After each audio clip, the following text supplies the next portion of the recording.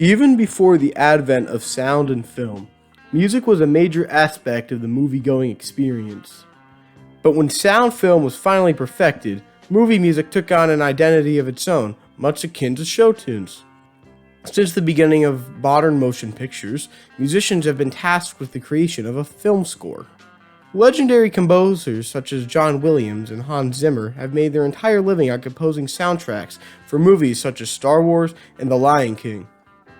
As the entertainment industry grew, filmmakers would often hire famous or up-and-coming musicians to create songs, or even compose entire soundtracks for their films. Notably Isaac Hayes, who composed Shaft from Shaft, and Kenny Loggins, who made the main theme for basically every blockbuster movie from the 80s. But when you think of artists that have composed film scores, Steely Dan isn't often one that comes to mind. Sure, they may have made the main theme to FM, but Steely Dan composing an entire film score? That kind of sounds like the antithesis of what Steely Dan was known for.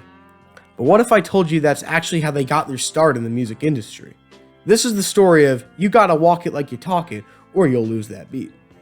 The year was 1971. The Beatles had just broken up, Billy Joel had just released his first album, and Peter Locke was looking for someone to compose the soundtrack for his directorial debut. You gotta walk it like you talk it, or you'll lose that beat. In case you don't know who Peter Locke is, he was the producer of The Hills Have Eyes, the classic 1978 horror film. But everyone has got to get their start somewhere, I suppose. According to Wikipedia, you gotta walk it like you talk it or you'll lose that beat, which from now on I'll just be referring to it as You Gotta Walk It, involves a young hippie in his search for the meaning of life while in Central Park. That's not a lot, but apparently Robert Downey Sr. and then unknown Richard Pryor were involved in this movie.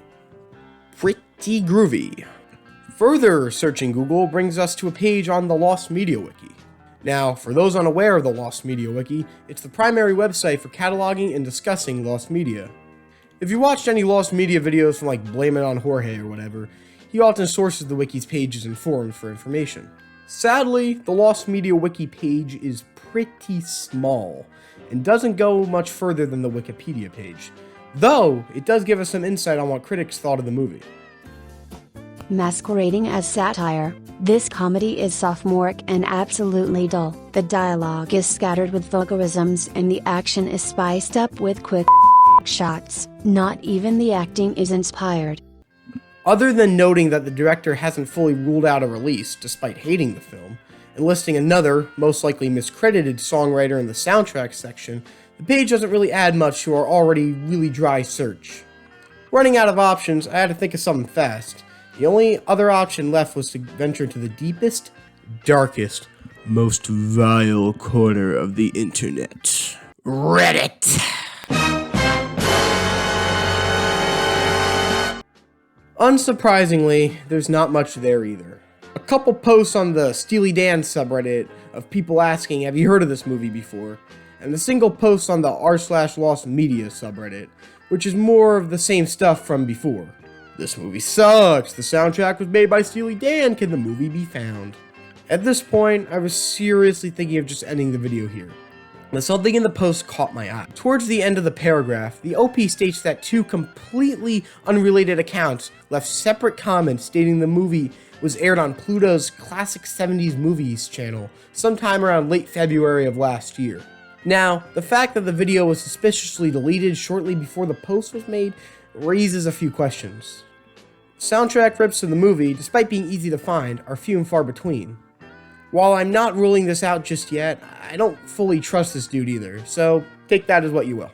All in all, the film is incredibly obscure, even within the Lost Media and Steely Dan communities. No real search effort has been made, and nobody seems to care much, if at all, about finding it. With that being said, I'll end the video with one little quick clip of audio that I'm 99% sure is from the movie.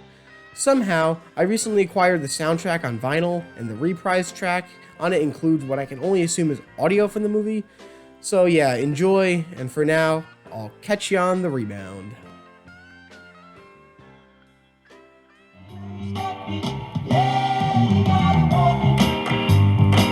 Just like you're talking on the show, you're gonna lose that beat.